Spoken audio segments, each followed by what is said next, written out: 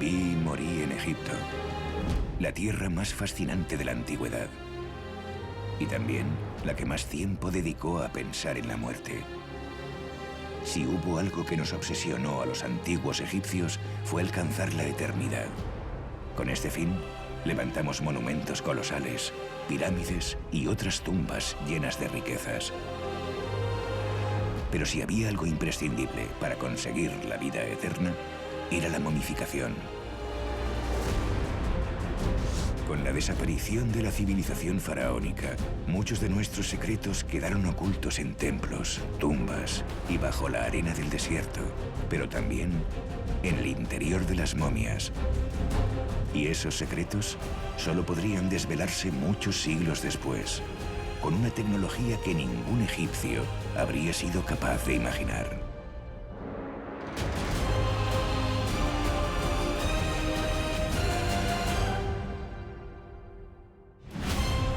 La historia secreta de las momias. La momia dorada.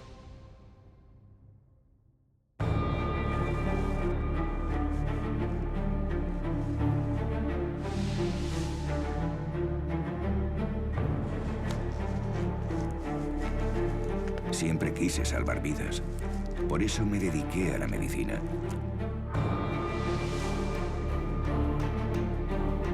A lo largo de mi vida he atendido a personas de todo tipo, desde los más humildes a los más poderosos. Pero nunca imaginé que me encontraría en medio de un caso tan apasionante como este.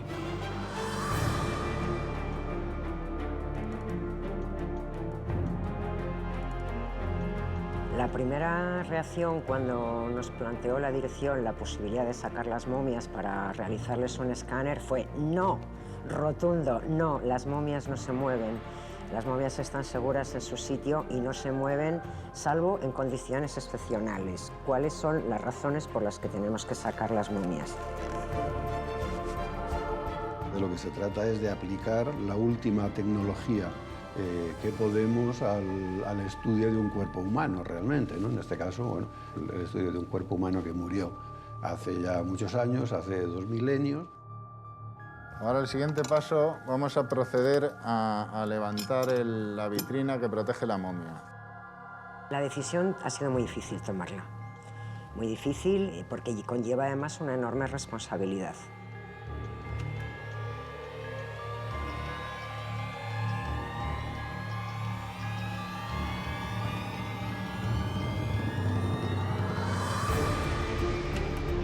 Llevarlas fuera del museo a un hospital y hacerles un TAC, creo que nos va a dar muchísima información sobre ciertos aspectos que sin ello no podríamos conocerlos.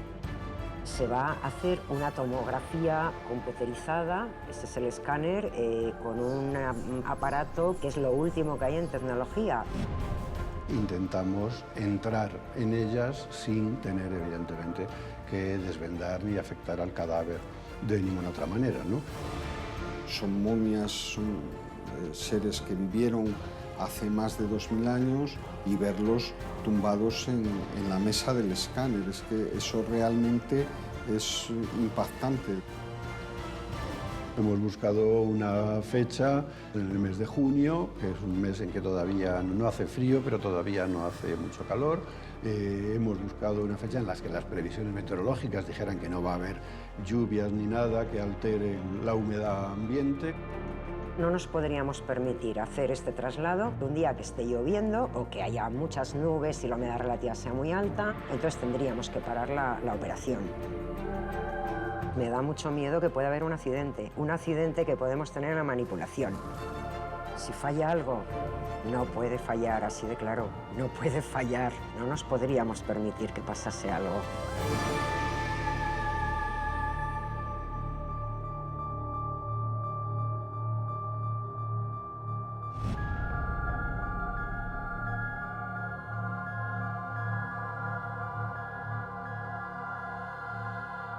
Estamos en el Hospital Quirón, Madrid, y esta noche vamos a realizar un estudio a las momias del Museo Arqueológico Nacional. Hoy es domingo, hemos elegido este día porque es un día de poca actividad en el hospital y vamos a tener más tiempo para preparar la sala. Las recibiremos alrededor de medianoche y durante la madrugada haremos el estudio de 3 momias egipcias y una momia guanche. Ha llegado la hora de la verdad. Tenemos todos los protocolos estrictos, todo ensayado, todo preparado. También el tiempo nos acompaña, la climatología es perfecta, pero ahora es la hora de la verdad. Empezamos a mover las momias. Bueno, yo creo que el sentimiento común que tenemos todo el equipo es un sentimiento, por supuesto, de responsabilidad y nos causa respeto. Lo primero que vamos a hacer es mover la momia entre 4 o 5 personas, la vamos a levantar y vamos a intentar que esté el menos tiempo posible en el aire.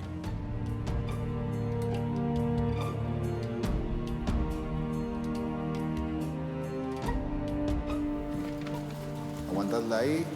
Fuerte, fuerte, con cuidado, ya está. Aunque queramos controlar los riesgos, siempre se nos puede ir algo, ¿no? Siempre puede haber un accidente.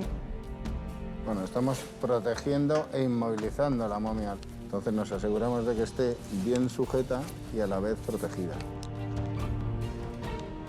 Escanear a unas momias egipcias es todo un acontecimiento, entonces sea lo que sea que haya dentro, alguna pista o alguna información nos va a dar acerca de cómo vivieron esos personajes en el Antiguo Egipto.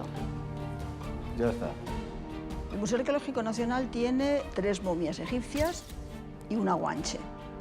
Y de las egipcias, 2 son mujeres y una de ellas es un hombre. Extremado cuidado, ya sabéis, con muchísima delicadeza. Vamos, a la de 3, por favor. 1, 2, 3. Bajamos, bajamos. Ahí estamos. Segunda momia, también lista para su traslado. Hay 3 momias egipcias y, sin duda alguna, la estrella, por denominarla así, es la momia dorada, el sacerdote Nespamedu. Pues estamos ante la momia más importante que conserva el Museo Arqueológico Nacional. Y del patrimonio español es única. No hay nada igual, es irrepetible. Sabemos que es un varón, que vivió en época tolemaica, que fue un gran sacerdote del dios Imhotep. Debió de ser un alto funcionario por la buena momificación que tiene. Esta momia es especial y luego dentro de las sensaciones físicas está la dificultad que esta momia en concreto es la más pesada con mucha diferencia de todas las que vamos a mover. Bueno, ahora mucho cuidado, que esta es una operación de altísimo riesgo. ¿Estamos todos listos? ¿Preparados? 1, 2, 3, arriba. En este momento lo estamos levantando y vamos a meter un carro debajo. Es el momento más peligroso. Colocadla despacio, con mucho cuidado. Ahí está, perfecto. Ahora vamos a proceder una vez más a amortiguar y proteger la pieza dentro de la camilla. La cubriremos, la taparemos con su vitrina y ya estará lista para el transporte. Ahora vamos a proceder a mover la momia guanche.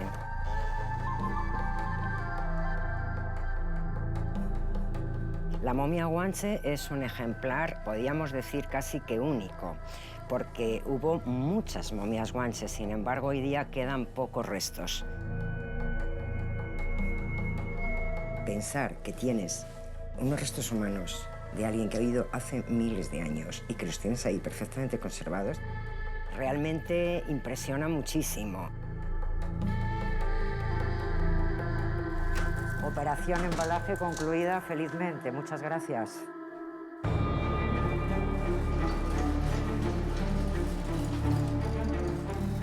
Ya tenemos las momias perfectamente embaladas, entonces vamos a trasladarlas por los pasillos del museo hasta el muelle de carga e introducirlas dentro del camión. Pues estamos impacientes porque lleguen. Llevamos aquí desde las 8 y la verdad que con mucha impaciencia por recibirlas. Hemos experimentado con 2 rutas distintas y finalmente nos hemos decidido por la ruta más larga porque la vemos más segura. porque el firme está mejor, tiene menos curvas, entonces preferimos hacer 10 kilómetros más, ir con más seguridad y así evitamos vibraciones.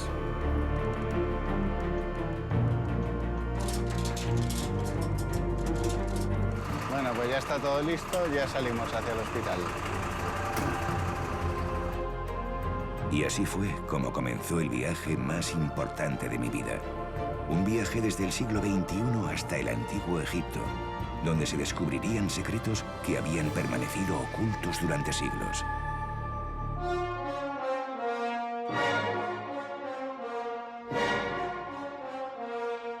La ruta que hemos escogido, vamos a atravesar el pleno centro de Madrid. Ahora mismo estamos pasando, como podemos ver, por la Puerta de Alcalá. Enseguida va a aparecer la famosa plaza y fuente de Cibeles. Las momias van a disfrutar de una visita turística bastante interesante a Madrid. Es una ruta que hemos escogido porque a estas horas no preveemos que haya tráfico ni problemas para cruzarlo. Debemos estar tranquilos y con confianza de que llegaremos al hospital sin ninguna incidencia. Hemos analizado todos los riesgos. Riesgo cero no existe. No vamos a pensarlo, un accidente siempre puede ocurrir, pero tendríamos que tener muy mala suerte que algo ocurriese. Pues ahora mismo estamos cruzando la famosa Gran Vía madrileña. Ya no queda mucho tráfico en Madrid, hay movimiento porque la Gran Vía siempre tiene tráfico, pero efectivamente a estas horas la ruta que hemos escogido es muy tranquila. Parece que hemos salido bien de la ciudad y bueno, pues esto nos da un poco de tranquilidad ya que son los puntos siempre donde puedes encontrar algo de dificultad.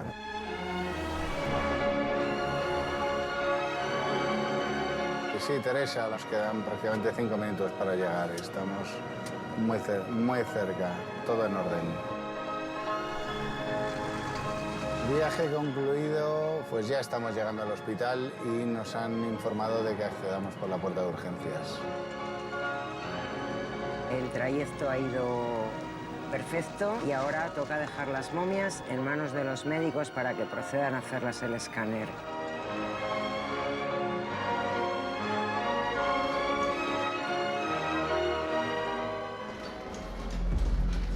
Bueno, pues ya tenemos todo preparado y vamos a verlo, vamos a comenzar.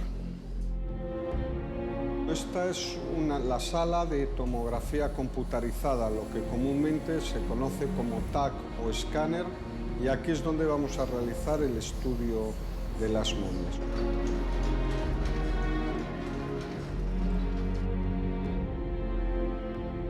Las momias, una vez que las extraemos de sus urnas, las vamos a pasar aquí entre varias personas con mucho cuidado. La vamos a poner encima de la camilla. Este proceso consiste en pasarlas a través de este túnel y aquí se van a adquirir las imágenes. Serán unas 2.500 imágenes por cada momia.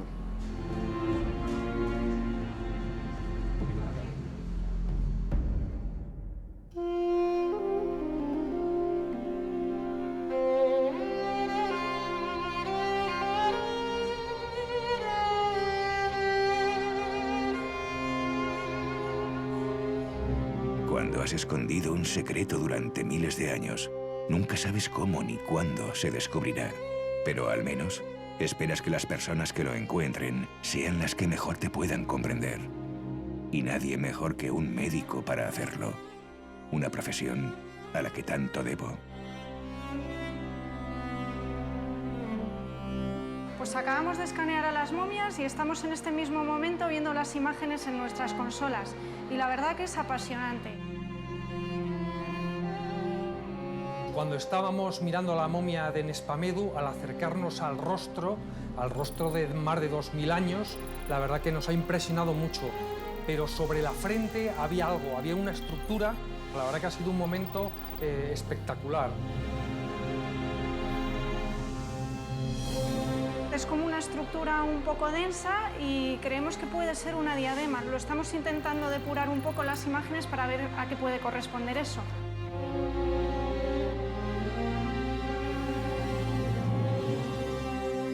Una diadema Una diadema, es como una diadema.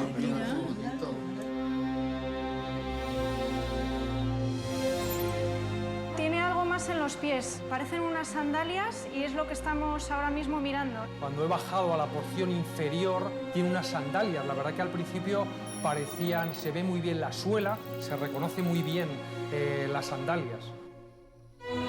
Estamos en este momento trabajando las imágenes con los egiptólogos al lado y la verdad que es que están emocionados porque están reconociendo objetos de gran importancia cultural e histórica. Después de reunirnos todos alrededor del monitor y ver estos dos primeros hallazgos, bueno, nos quedamos todos boquiabiertos, emocionados, pensando que era una noche mágica, una noche única, que teníamos además mucha suerte de poder estar allí viendo.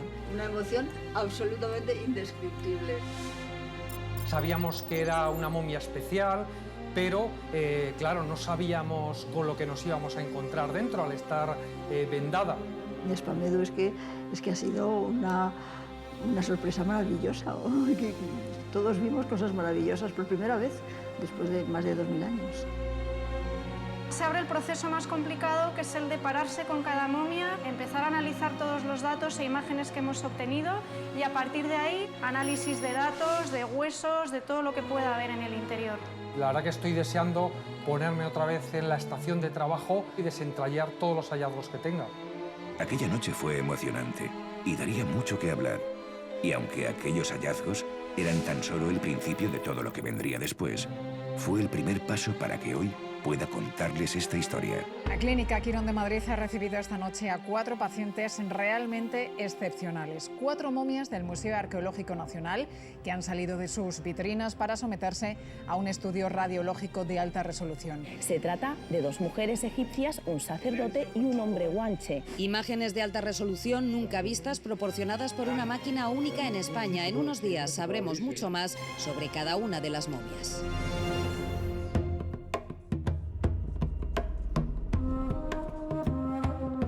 Muchos se preguntarán cómo un cuerpo puede sobrevivir al tiempo durante miles de años. La verdad es que esa pregunta nos obsesionó a los egipcios casi desde nuestro origen. No importaba que fueras faraón, noble o campesino. Todos deseábamos ser momificados. Un ritual que duraba 70 días y al que solo los más privilegiados teníamos acceso. Los egipcios creían en el más allá. Tenían que seguir viviendo en el más allá, pero necesitaban el cuerpo. Y necesitaban que su alma, que era normalmente representada como un pájaro con cabeza humana, encontrara su soporte cuando salía y entraba de la tumba. El soporte era el cuerpo. Tras limpiar el cuerpo a conciencia, el sacerdote practicaba una incisión en el costado izquierdo a través de la que extraía los órganos. Una por una se iban sacando las vísceras del cuerpo, y tras ser embalsamadas, se depositaban en los vasos canopos. También debía extraerse el cerebro, al que no se daba ningún valor. Este es el cráneo de Nespamedú. Vemos que se han roto todos los huesos del interior de la nariz y que hay un agujero a través del cual yo puedo introducir mi dedo hasta incluso tocar el cráneo, y es a través de ese agujero por donde le extrajeron el cerebro. Solo se dejaba dentro del cuerpo el corazón, donde residía la inteligencia y la razón. Pero el gran secreto de la momificación egipcia estaba en el natrón, una sal que se encontraba en algunos lagos de Egipto y que cumplía una misión fundamental. El natrón era quizás lo más importante de la momificación. Los egipcios se dieron cuenta que utilizando el natrón, que es sal, el cuerpo se deshidrataba y por supuesto se conservaba como ellos querían. Cubrían el cuerpo durante unos 40 días y entonces ya una vez el cuerpo se había deshidratado, sacaban esta sal.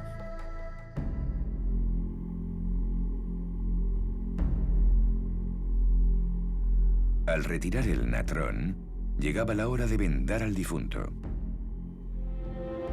Los sacerdotes cubrían el cuerpo con cuidado, colocando a veces entre las vendas objetos ornamentales y amuletos. Después, lo untaban con resinas y aceites aromáticos que ayudaban también a conservarlo.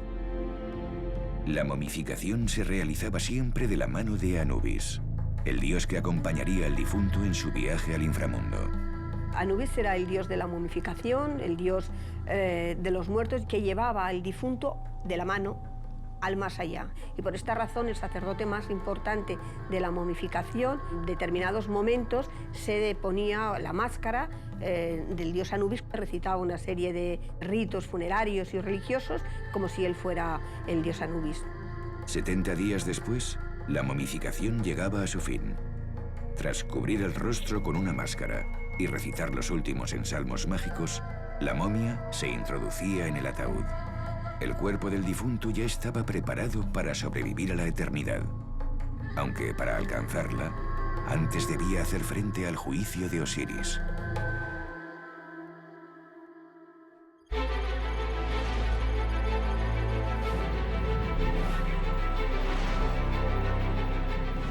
En estos últimos días hemos estudiado las diferentes técnicas de momificación de las 4 momias y hemos descubierto cosas realmente sorprendentes. En las momias egipcias se les han extraído todas las vísceras de su interior, excepto el corazón. El corazón se ve perfectamente dentro de las 3 momias egipcias. Por ejemplo, en esta momia de Nespamedu se ve el corazón rodeado de las resinas que se utilizaron para las técnicas de momificación. Sin embargo, la momia Guanche presenta todas las vísceras en su interior, como podemos ver aquí perfectamente, que se ven los pulmones, el corazón y el hígado desecados. El estado de conservación de la dentadura de las momias egipcias nos ha sorprendido por el mal estado en el que se encontraban. Se sabe que consumían mucho cereal, era la base de su dieta, y que este cereal aparecía mezclado con grano, arena, y eso lo que provocaba era muchísima abrasión del esmalte, de la corona de los dientes, que probablemente condujo a estos personajes a sufrir de unos dolores terribles de muelas, en contraposición con la dentadura de la momia Guanche, que es un ejemplo de dentadura perfecta. Otra de las cosas que llama mucho la atención es la diferente técnica de momificación de las 3 momias egipcias. Mientras que las 2 mujeres han sido vendadas de una manera más rápida, con un solo vendaje alrededor del cuerpo, Nespamedu tiene un vendaje mucho más meticuloso, y eso denota que Nespamedu era de una clase social mucho más alta. En efecto, en el antiguo Egipto no todas las momias eran iguales. El poder que alguien había tenido en vida se reflejaba también al morir en la calidad del vendaje, en los adornos y, por supuesto, en el entierro. Cuando una persona importante moría, un cortejo de autoridades, sirvientes y plañideras acompañaban al difunto y a sus familiares hasta la tumba. Antes de depositar allí el cuerpo, el sacerdote realizaba el ritual de apertura de la boca. Con esta ceremonia se abrían simbólicamente los sentidos. La persona resucitaba y ya estaba lista para vivir en el otro mundo. La apertura de la boca y de los ojos es, y además se llama así, el aliento a la vida, el aliento de la vida. Darle vida a ese difunto para que en el más allá hiciera lo mismo que haces en vida. Puedas ver, puedas respirar, puedas comer, puedas hablar, relacionarte con los dioses. Después, la momia era llevada al interior de la tumba, donde se depositaba junto al ajuar funerario y a los vasos canopos. La tumba era sellada a conciencia para garantizar el descanso del difunto y evitar los saqueos. Ya no quedaba más por hacer. El camino hacia el inframundo era algo que cada uno debía hacer en soledad.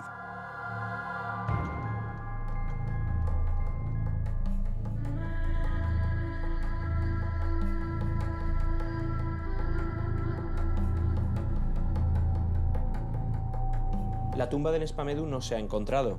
Entendemos que debió estar situada en la zona de Saqqara, porque es donde se encontraban las tumbas de estos nobles.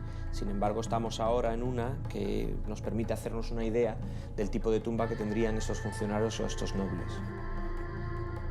Nos encontramos en una de las tumbas de un alto oficial egipcio, uno de los altos nobles del Reino Medio, un visir que se enterró en este espacio funerario.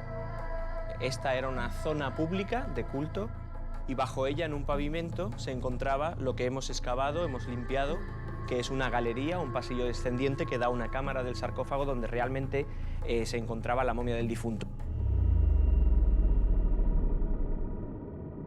Nadie podía acceder a este tipo de zona, salvo el difunto. era el espacio secreto o íntimo de la momia que de algún modo servía para vincularse con el mundo del más allá. Pues estamos viendo aquí lo que sería el final del pasillo descendiente que lleva a la entrada en la cámara del sarcófago. El sarcófago se encuentra en el centro de la sala donde recibía el ataúd de madera y se depositaba la momia. En las creencias egipcias el difunto salía en forma de espíritu, en forma de ave, y podía salir a través de la piedra al mundo de los vivos, ver lo que ocurría y volver a su cámara o al mundo de los muertos. Esta es una caja de canopos que está realizada en piedra. Aquí se guardaban los 4 vasos canopos. Por ser necesarios y fundamentales para la resurrección del difunto, se depositan aquí, cerca del sarcófago.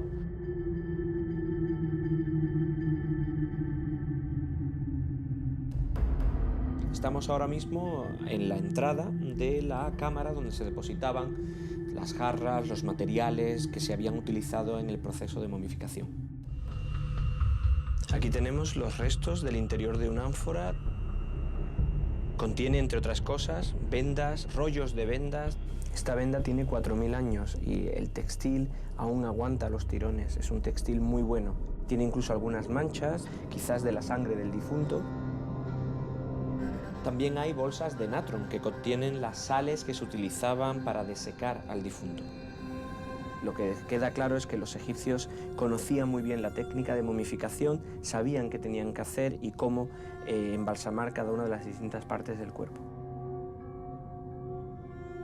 Bueno, sorprendentemente las momias femeninas están muy bien conservadas en lo referido a partes blandas, ¿no? Puedes ver esa forma facial de las partes blandas cubriendo el cráneo. Pues realmente es increíble lo que hemos encontrado bajo las vendas de las momias femeninas, porque allí donde no pensábamos que íbamos a encontrar gran cosa, salvo huesos, hemos podido apreciar que se conservaban en perfecto estado no solo la piel, sino otras partes blandas, incluso orejas, parte de la nariz, y esto nos está permitiendo reconstruir de un modo muy fidedigno cómo fue el rostro de estas 2 mujeres.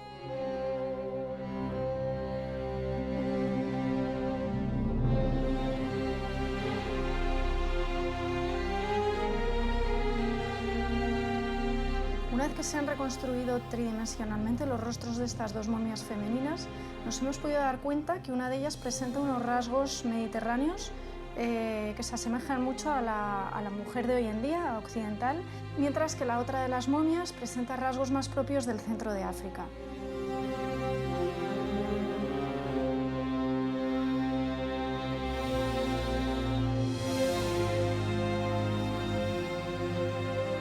Bueno, las 2 momias femeninas egipcias presentan aspectos diferentes porque una de ellas procede del norte, del delta, en la ciudad de Alejandría, donde habría una población mayormente griega en un momento determinado, y la otra de Tebas, al sur de Egipto, donde la población podría ser plenamente egipcia, nativa, o incluso nubia, con caracteres afroasiáticos o negroides.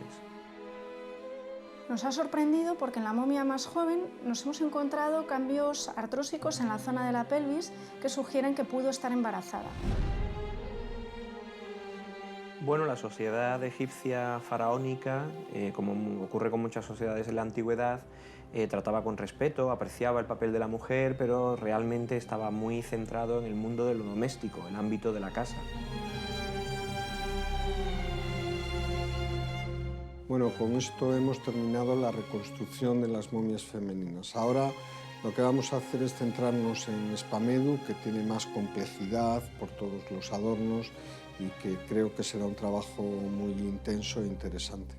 Lo estamos analizando en profundidad porque pensamos que debajo de las vendas hay muchas cosas más.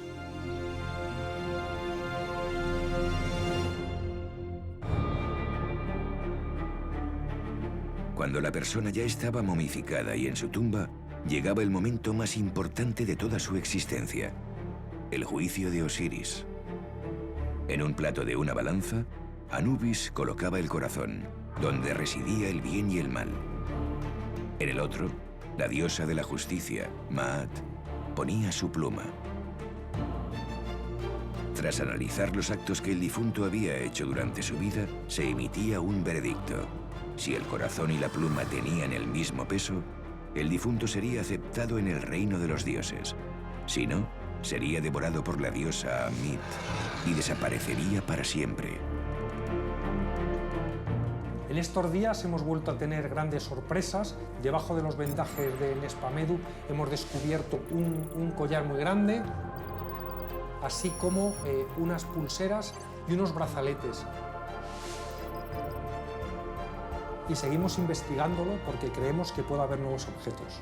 Pues los objetos que lleva Nespamedu en su cuerpo, que son el collar Useg, los brazaletes, las sandalias, hay que interpretarlo como un signo de poder. Nespamedu tuvo en el pasado un reconocimiento dentro de la comunidad en la que vivía. La diadema que lleva Nespamedu sobre la frente, que es la representación del escarabeo alado, es decir, de Khepri, es una representación de la vida. Khepri es la vida, es la resurrección en el más allá. Bueno, este tipo de collar en Egipto se llama Useg y es una representación muy común, lo vemos en las tumbas, tanto en hombres como mujeres y tanto en la vida como en la muerte. Es un signo de prestigio. El collar Useg, los brazaletes, las sandalias, hay que interpretarlo como un signo de poder.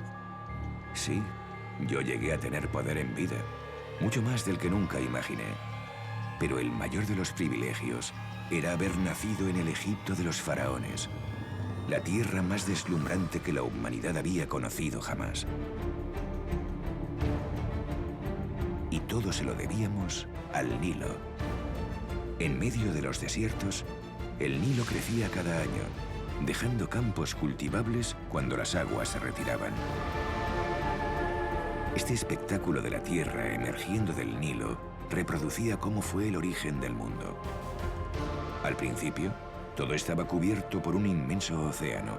Cuando el agua empezó a bajar, apareció el primer trozo de tierra, la colina primordial, el origen de la vida. Por eso, nuestras primeras tumbas se cubrían con una colina de arena, símbolo de la creación que ayudaba a los muertos a revivir. Esto fue así hasta que llegó Imhotep, el mayor genio de la antigüedad. Imhotep fue el primer arquitecto conocido de la historia, además de sumo sacerdote, astrónomo, juez y un médico convertido a su muerte en dios de la medicina. Imhotep quiso acercar al faraón más al cielo e ideó el sueño de una gran pirámide escalonada. En Saqqara haría realidad esta construcción que cambiaría para siempre la historia de Egipto, la pirámide de Djeser, una superposición de 6 mastabas de piedra que alcanzaba los 60 metros de altura, alzándose en el interior de un inmenso complejo funerario. Esta pirámide fue la primera construcción en piedra caliza a gran escala, una auténtica revolución para Egipto y para toda la humanidad. ¿Qué significa esta pirámide? Desde el punto de vista religioso, Imhotep pensó directamente en construir una escalera. La pirámide es una escalera para que el faraón pudiera ascender por ella hasta el cielo. Los textos de las pirámides nos relatan que el faraón deseaba llegar al cielo, donde estaban allí todas las estrellas, fundirse con ellas, ser el primero entre las estrellas, y que subía y bajaba por la escalera. Después de que Imhotep construyera la pirámide de Djeser, comenzó una verdadera obsesión por lograr la pirámide perfecta. Hubo que esperar a la cuarta dinastía para que el faraón Keops lo consiguiera. Él ordenó levantar la obra maestra de la arquitectura egipcia, la Gran Pirámide de Giza. Una obra colosal que superaba los 146 metros de altura y que estaba totalmente forrada de piedra caliza blanca. A su lado se levantarían las pirámides de Kefren y Mykerinos, deparando el conjunto arquitectónico más sorprendente jamás visto por el hombre. Su simple visión sobrecogía. Pues estamos ante una de las 7 maravillas del mundo, la única que queda en pie. Es el monumento más perfecto que tiene una base cuadrada. ¿Qué significa la pirámide? ¿Por qué eligieron este monumento? Realmente no lo sabemos por qué, pero es en un momento en que se empiezan a desarrollar las teorías religiosas vinculadas al mundo solar. La pirámide significa esta colina primordial. El sol se posa justo en la cima y desde ahí expande sus rayos hacia abajo para proteger el cuerpo del faraón. Se hacía primero el núcleo y luego se revestían todas con caliza de tura, que es una piedra blanca, brillante, que hacía resplandecer a las pirámides. Hoy día solamente nos queda la parte superior de la pirámide de Kefren, con restos de esta caliza de tura, pero originalmente debieron estar todas así. Está perfectamente pensado, está perfectamente todo estudiado. Es que de verdad impresiona, se te ponen los pelos de punta porque es perfecta. En cuanto a orientación, en cuanto a medidas, hay veces que resulta un poco difícil tratar de entender cómo llegaron a esto. Junto a las pirámides se levantaría otra obra colosal, la Esfinge. Las esfinges son los guardianes. Todo lo que tenga que ver con un león, porque la esfinge esta tiene cuerpo de león y cabeza humana, son guardianes del cementerio. La esfinge está guardando las tumbas de los grandes faraones, al mismo tiempo que recordándonos la existencia solar y del más allá. Todos nosotros éramos conscientes de que nada de esto habría existido sin el venerado Imhotep.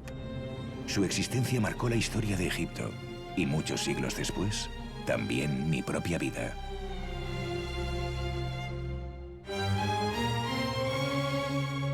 Hemos iniciado el análisis de la iconografía y de los textos que aparecen en las 5 piezas de cartonajes de Nespamedu.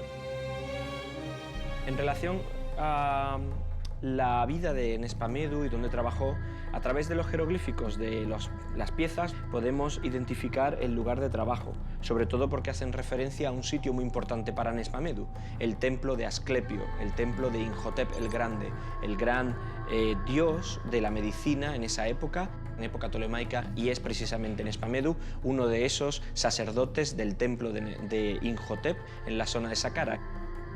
En el cartonaje que protegía a las piernas hemos encontrado un grupo de jeroglíficos que representan la titulatura de Nespamedu.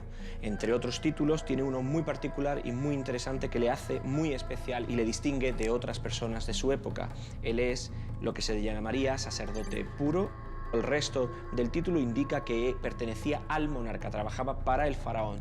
Por lo tanto, se podría entender la titulatura completa como sanador personal del monarca o médico del faraón. Imhotep ejerció de guía y de inspiración para mí. Muchos siglos después, yo intenté seguir sus pasos. Tras años de esfuerzo, aprendí a leer y a escribir, y pude conocer la historia de Egipto y de nuestros dioses. Cuando ya era un escriba, tuve acceso al saber médico y a los rituales de sanación. Gracias a estos conocimientos, me convertí en sacerdote y médico del templo de Imhotep, en el Asclepium de Saqqara. Se nota claramente que pasa a ser miembro del templo de Imhotep el Grande en Saqqara, y eso indica que debió destacar desde el punto de vista de conocimiento. Mi fama como médico traspasó los muros del Asclepium y llegó mucho más lejos de lo que nunca pude imaginar. Un día recibí la llamada de la persona más poderosa de nuestro tiempo, nuestro soberano, el faraón. El monarca no solo representaba la máxima autoridad en Egipto, sino que era una divinidad en la tierra. Alrededor de su figura corrían todo tipo de leyendas, pero en realidad, solo unos pocos privilegiados tenían acceso a su persona. En el antiguo Egipto el faraón era considerado un dios, no se le podía tocar. Es más, los textos que se refieren a divinidades y al monarca suelen hablar de que tienen el cuerpo de oro, algunas partes de su cuerpo son de lapislázuli o de piedras preciosas. Se da por hecho que tocar al monarca es imposible, solamente unos pocos que están cualificados y preparados y tienen permiso de la divinidad pueden acercarse al mismo para tocarle, entre ellos pues, algún tipo de mayordomos y médicos personales, como es el caso de Nespamedu. La primera vez que traté al faraón, me invadió la responsabilidad y el miedo. El cuerpo del monarca representaba a Egipto. Si su salud fallaba, la estabilidad del país peligraba. Un problema que afectase al monarca podía suponer el caos en el país completo. Y en concreto, además, las distintas partes del cuerpo de un faraón podían estar vinculadas con las distintas partes de un país. Por lo tanto, algo que afectase un hombro del monarca, una pierna del monarca, la vista del monarca, podía tener consecuencias de carácter cósmico o geográficas muy importantes en la mentalidad del antiguo egipcio. Mis años de estudio dieron su fruto. Gracias a los conjuros mágicos y a mi conocimiento de la medicina, me gané su confianza, hasta que acabé siendo parte de su círculo más íntimo. El nombre Nespamedu en concreto significa aquel que pertenece al cetro. Es una manera de decir aquel que está vinculado al monarca, aquel que es leal y fiel al monarca. Los faraones aspiraban a mantener su poder y sus riquezas más allá de la muerte. Cuando fallecían, se fusionaban con Osiris y se convertían en dioses. Por eso sus tumbas debían ser grandiosas. Con excepción de las pirámides, en el antiguo Egipto ningunas fueron tan impresionantes como las del Valle de los Reyes, construidas en el Reino Nuevo, junto a la ciudad de Tebas. Aunque cuando nosotros vivimos habían pasado muchos siglos de aquel tiempo de esplendor, aquella gran necrópolis seguía provocando fascinación. Bueno, ahora estamos en el Valle de los Reyes, que es la necrópolis real del Reino Nuevo, de faraones desde la dinastía 18 hasta la 20, y aquí han sido enterrados faraones como Tutankamón, Seti I, Ramsés II, Ramsés IV, faraones muy importantes. Los faraones quisieron buscar un sitio que estuviera cerca de la capital, pero un sitio que fuera algo alejado de los templos, de la civilización donde ellos vivían. Pensaron que este lugar en donde se pone el sol y que además impedía a los saqueadores entrar con facilidad en las tumbas, era el lugar idóneo para ellos. Si nos adentramos en las tumbas y sobre todo en las más importantes, vemos la riqueza en ese momento y el poder que tenía ese faraón en ese momento.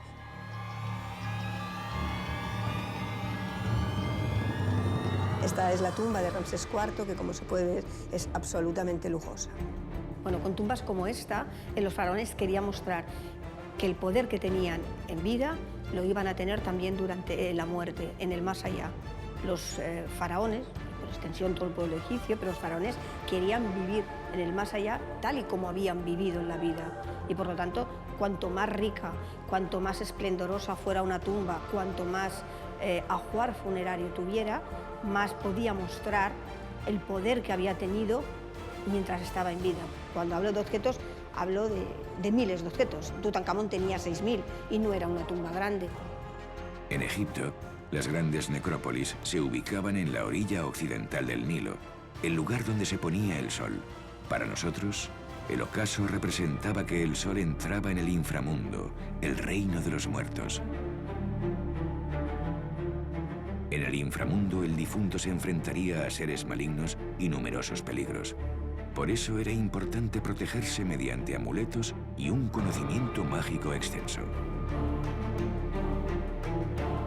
El plato fuerte, la verdad que no sabíamos que estaba por llegar, pero ha llegado. Entre los vendajes, entre el vendaje profundo alrededor de Nespamedu y el vendaje superficial, han aparecido unas plaquitas no muy densas, rectangulares, que miden 2,5 milímetros de grosor. Son muy finas y planas. Estamos intentando aclarar las imágenes con más resolución porque es posible que podamos reconocer algunas figuras en estas placas. Al darle un volumen ya son muy reconocibles.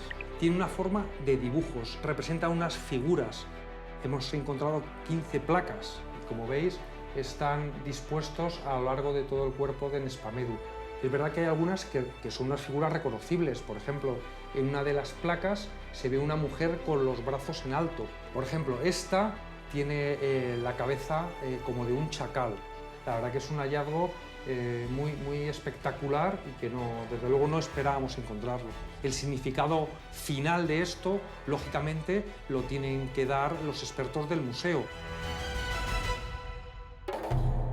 Ahora tenemos esta imagen que realmente emociona, desconcierta e ilusiona.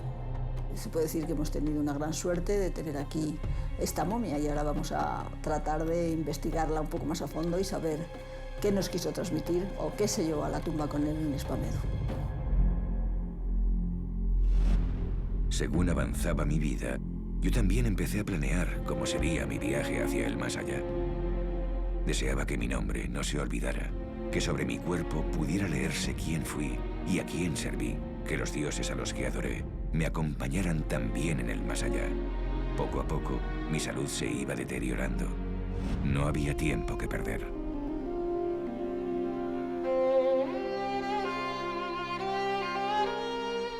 Realmente las imágenes están muy definidas, se consigue perfectamente identificar todas estas plaquitas rectangulares que en definitiva son amuletos. Todas las placas nos están contando una historia. Son generalmente divinidades funerarias, concretamente 2 series de los 4 hijos de Horus, que son los protectores de las vísceras, muy asociados también con la momificación y con el más allá. Luego hay otras 2 placas de las plañideras de Isis y Neftis, la hermana y la esposa de Osiris, que le lloran cuando él ha muerto. Y lo bonito es que están en el cartón y que están en las placas, y son prácticamente iguales en la iconografía. Pero además hay 2 cosas nuevas que no están en los cartones, que son la representación del dios Tot y 2 ojos Udjats, que es el ojo de Horus. Tot es el dios de la medicina y Nespamedú era un médico. Es muy interesante que él se haya elegido, porque esto seguro eligió él, con que quería enterrarse, con el patrón de los médicos, posiblemente también de los oftalmólogos, y que aparezcan 2 ojos de Horus muy relacionados también con el dios y con la resurrección. Cada día es una pieza más del puzzle que va encajando y que al final pues vamos a saber muchas más cosas de Nespamedú.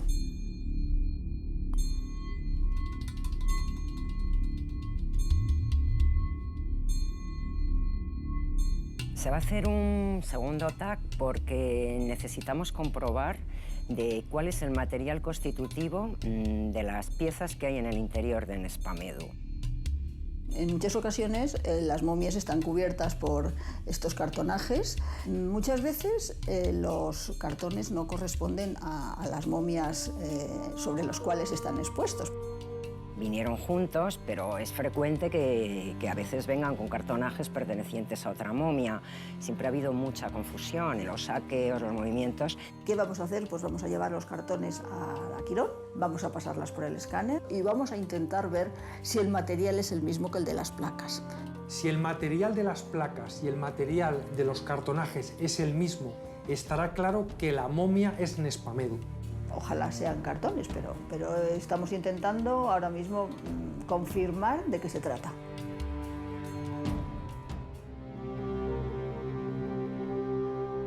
La vida media de un egipcio eran 30 años. Mi vida se apagó pasados los 55. Cuando me llegó la hora, imaginé el viaje que me esperaba tras la muerte. Sería momificado durante 70 días. Un sacerdote me ayudaría a recuperar los sentidos. Superaría el juicio de Osiris y llegaría al valle de Yaru, donde disfrutaría de la existencia eterna. Al cerrar los ojos, supe que me aguardaba la eternidad.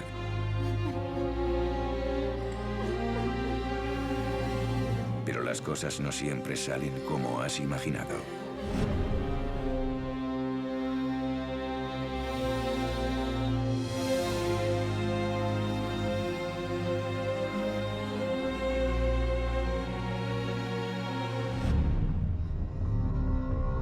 Si hubo para las momias un gran enemigo en el antiguo Egipto, fueron los saqueadores.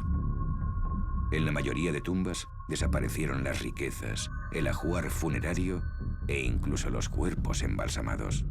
Estaban interesados en los ricos ajuares funerarios. Destrozaban las momias precisamente para sacar amuletos, joyas, todo lo que pudiesen llevar en el interior de las vendas. Tras la caída de nuestra civilización, las cosas no iban a ser mucho mejores. Las momias serían usadas para los objetivos más dispares, desde polvo de momia, con supuestas propiedades mágicas y medicinales, hasta combustible para trenes. En el siglo XIX, muchas serían desvendadas en esperpénticas fiestas privadas de la alta sociedad. Casi puedo considerarme un afortunado. Nosotros no sabemos, y creo que no sabremos nunca, dónde fue enterrado Nespamedú. Muy posiblemente en Saqqara o alrededor de Saqqara, pero hoy por hoy no lo sabemos. En 1925 el señor Ignacio Bauer, que era un empresario pues muy conocido, era un marchante, va al Museo del Cairo y compra la momia de Nespamedú con los 5 cartonajes. Porque en el Museo del Cairo había una tienda donde se podía comprar de forma legal antigüedades, ¿no? Y lo embarca a Barcelona. cuando llega al puerto de Barcelona. Bueno, lo primero que hay es un problema burocrático de pagar las tasas, y el cuerpo de Nespamedu pues está alrededor de 4 meses. Cuando se paga y se acaba el problema de las tasas, se pagan, pues bueno, va al Museo Arqueológico Nacional, llega al museo hacia septiembre de 1925, pero llama la atención que en los archivos antiguos que tenemos del museo pone que llega al museo una dama con 5 cartonajes. Bueno, realmente durante mucho tiempo constaba como una dama, pero cuando se hicieron las primeras pruebas radiológicas en el año 1978 se descubrió que era un hombre. Tras pasar por numerosas manos, llegué a un lugar donde empecé a ser admirado y visitado. Allí, al cabo del tiempo, se volvió a mencionar en alto mi nombre, Nespamedu, el egipcio de la momia dorada, hasta que un día la nueva medicina se interesó por mí. Colegas de otro tiempo iban a ayudarme a conseguir lo que siempre soñé. Tenemos los resultados del escáner y la verdad que hay muy buenas noticias. Las placas son del mismo material que los cartonajes, tienen la misma densidad, el mismo grosor, por lo que tenemos claro al 100% que los cartonajes pertenecen a Nespamedu y que por lo tanto la momia es Nespamedu. ¡Hala! Mira bien, mira las plañideras. Bueno, pues son momentos muy críticos y muy importantes en la vida de los investigadores. Estamos pues muy contentos, yo la primera, claro, encantada. Es una sensación un poco curiosa estar con una persona que vivió hace tantos años y que además compartía profesión, sabiendo que ellos fueron los primeros médicos prácticamente que tiene la humanidad, ¿no? Y que tenían sus escuelas de médicos, formaban y que hacían cosas importantes.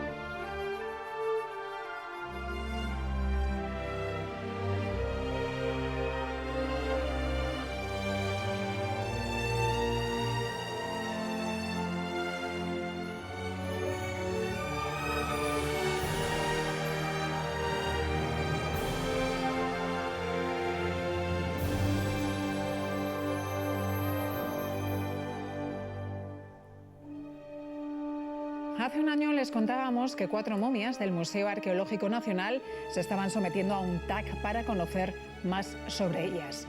Hoy hemos conocido los resultados de ese estudio radiológico, punto de partida de un documental producido por Televisión Española.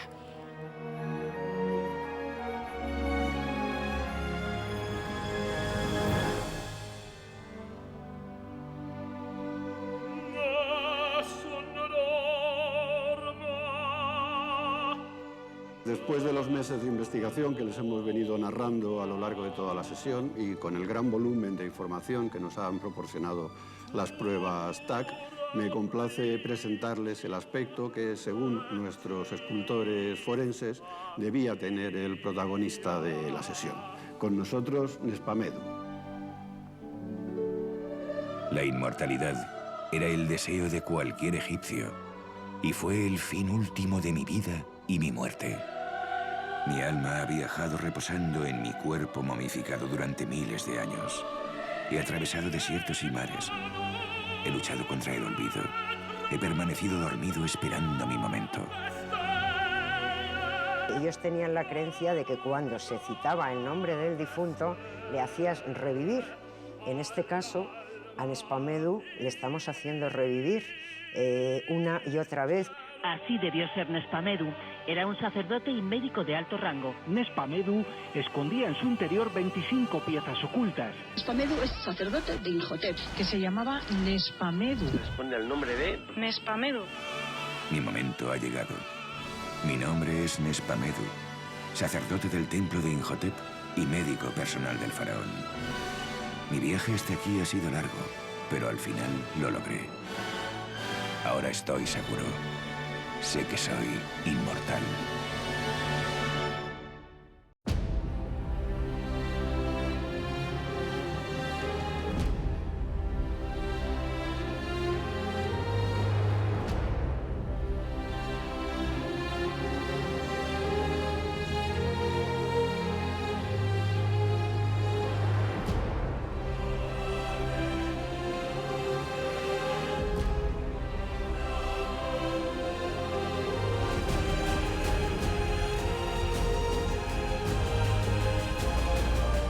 Una vez descubiertos los misterios que entrañaban Nespamedu, ha llegado el momento de concentrarnos en el estudio de la momia guanche.